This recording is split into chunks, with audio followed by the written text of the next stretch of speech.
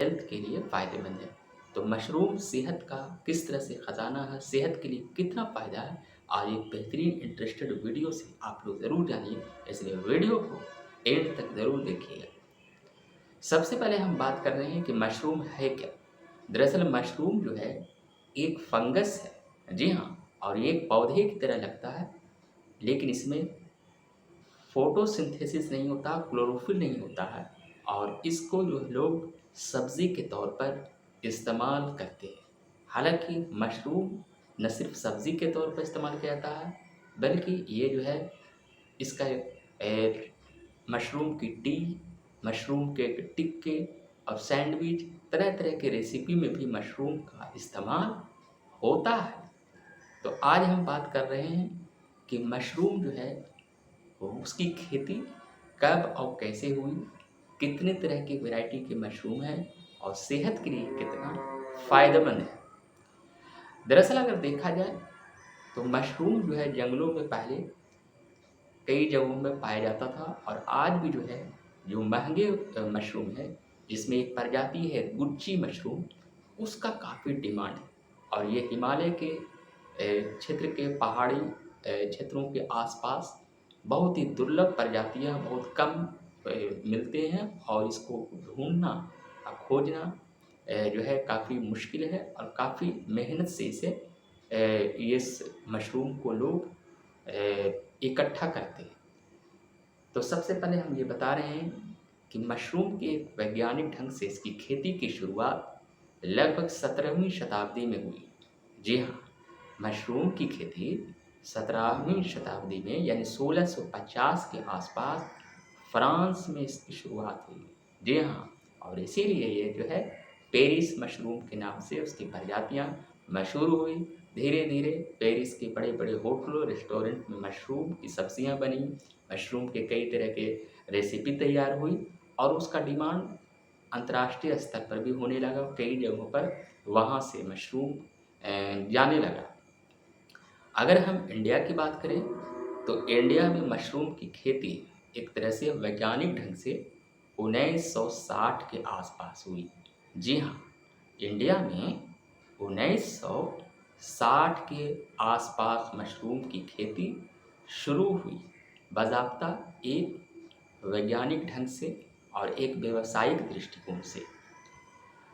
अगर हम मशरूम की बात करते हैं तो भारत में जम्मू कश्मीर के पहाड़ी क्षेत्र हो या फिर नॉर्थ ईस्ट के कई राज्य, जिसमें स्पेशली असम हो या फिर हिमालय के आसपास के क्षेत्र हो, उत्तराखंड हो, ये तमाम पहाड़ी क्षेत्रों में मशरूम पाए जाते हैं, और इसकी कई तरह की प्रजातियां हैं। दुनिया भर में अगर हम मशरूम की हम बात करें तो 10,000 से ज़्यादा प्रजाति हैं। उसमें कुछ मशरूम खाने योग्य हैं, कुछ प्रजातियाँ जहरीली होती है, जिससे का सेवन नहीं किया जाता है और आदमी उससे उसका स्वास्थ्य पर बुरा प्रभाव पड़ता है, वो जहरीले होते हैं। और कुछ मशरूम ऐसे होते हैं जिसको खाया जाता है, एडिबल प्रजातियाँ होती हैं। तो खाने योग्य जो मशरूम है उसमें गुच्ची मशरूम है, जो काफ़ी दुनिया में इसकी डिमांड है और काफ़ी कम पाई जाती है। और इसके अलावा जो है पेरिस मशरूम की प्रजाति है, जो फ्रांस में जो सबसे पहले शुरुआत हुई थी उसकी है, और उसके अलावा बॉटन मशरूम भी है। जी हाँ, बॉटन मशरूम जो है एक ओयस्टर मशरूम, और उसके अलावा गुच्ची मशरूम, ये तमाम ऐसे मशरूम हैं जो खाने योग्य है, और उसकी डिमांड पूरे जगहों पर पाई जाती है। अब हम बात कर रहे हैं कि बॉटन मशरूम जो होते हैं वो उसकी प्रजातियां दुनिया में सबसे ज़्यादा होती है, लेकिन जो गुच्ची मशरूम है वो काफ़ी दुर्लभ प्रजाति है, बहुत कम मात्रा में पाए जाते हैं, और इसका डिमांड काफ़ी ज़्यादा है। अब हम बात कर रहे हैं कि मशरूम सेहत के लिए कैसे फ़ायदेमंद है। जी हाँ, मशरूम जो है सेहत के लिए काफ़ी फ़ायदेमंद है। एक तरह से वो सेहत का ख़ज़ाना भी है। सबसे पहले उसकी जो सब्ज़ी बनाई जाती है या फिर उसको सूप के तौर पर पिया जाता है, तो ये बहुत से लोगों को काफ़ी टेस्टी लगती है, और इसमें जो है भरपूर मात्रा में एंटीऑक्सीडेंट पाए जाते हैं। साथ ही जो है एक तरह से मेंटली फंक्शनों में भी ये सुधार करते हैं, नींद भी लाते हैं और साथ ही जो है प्रतिरोधक क्षमता जो है उसको वो बढ़ाते हैं। बहुत से लोगों के शरीर की प्रतिरोधक क्षमता जो है कमज़ोर रहती है, सर्दी जुकाम खांसी और वायरस ये तमाम अटैक करते हैं। लेकिन बहुत मशरूम में भी कुछ प्रजातियां ऐसी होती है जिसकी सब्जियां या फिर किसी भी तौर पर खाने से उसकी प्रतिरोधक क्षमता जो है बॉडी की वो काफ़ी मजबूत हो जाती है और हेल्थ के हिसाब से भी काफ़ी फ़ायदेमंद होता है। अब हम बात कर रहे हैं कि दुनिया में गुच्ची मशरूम की क्यों ज़्यादा डिमांड है। तो दरअसल जो है गुच्ची मशरूम काफ़ी दुर्लभ और काफ़ी कम मात्रा में पाई जाती है और ऐसा माना गया है कि हिमालय के आसपास के क्षेत्रों में यह नेचुरल तरीके से प्राकृतिक तरीके से इसे ये मिलते हैं और बहुत कम लोगों को इसका अनुभव प्राप्त है कि कहाँ पर मशरूम गुच्ची मिल सकती है, उसे पहचानने में मुश्किल होती है। लेकिन हिमालय के आसपास के जो क्षेत्र में जो लोग रहते हैं और जो इसके बारे में जानते हैं वही तोड़कर लाते हैं। काफ़ी कम मात्रा में पाई जाती है और इसको तोड़ने में भी 1 किलो मशरूम को इकट्ठा करने में भी कई दिन लगते हैं। ये कृत्रिम या आर्टिफिशियल नहीं है बल्कि प्राकृतिक नेचुरल मशरूम होते हैं जो काफ़ी एंटीऑक्सीडेंट से भरपूर होते हैं, जिसमें काफ़ी विटामिन्स होते हैं और साथ ही जो है प्रतिरोधक क्षमता को भी बढ़ाते हैं और ये काफ़ी टेस्टी और लजीज भी होते हैं। इसके कई तरह के इस्तेमाल इसका होता है रेसिपी में, चाहे हम बात करें सब्जियों में या फिर सूप के तौर पर।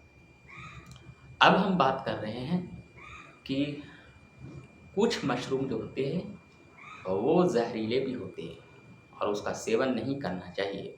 ऐसी भी प्रजातियां कई होती है जिसमें जो है स्पेशली अगर हम देखें तो मरिंटल ग्लेसरीला इस टाइप से कई ऐसे प्रजातियां हैं।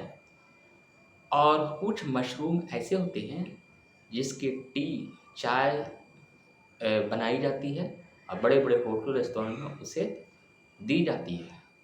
तो ऐसे में रेशी जो मशरूम होते हैं वो और एक रेशी के अलावा एक और जो होते हैं वो जो है स्पेशली जो है रेशिलिया गिलेरिला, ये तमाम ऐसे प्रजातियां हैं। कहने का मतलब काफ़ी कई तरह की प्रजातियां होती हैं। अब हम बात कर रहे हैं कि मशरूम का से चाय कैसे बनाई जाती है। दरअसल जो है अदरक, शहद या गुड़ और उसमें जो है मशरूम के पत्ते को मिलाकर मशरूम टी बनाई जाती है जो एक हर्बल की तरह होती है और ये जो एंटीऑक्सीडेंट से भरपूर होती है। बड़े बड़े होटलों रेस्टोरेंट में इस टाइप की हर्बल की तरह इस मशरूम की भी टी लोग पीते हैं। अब ये भी बताने की कोशिश कर रहे हैं कि मशरूम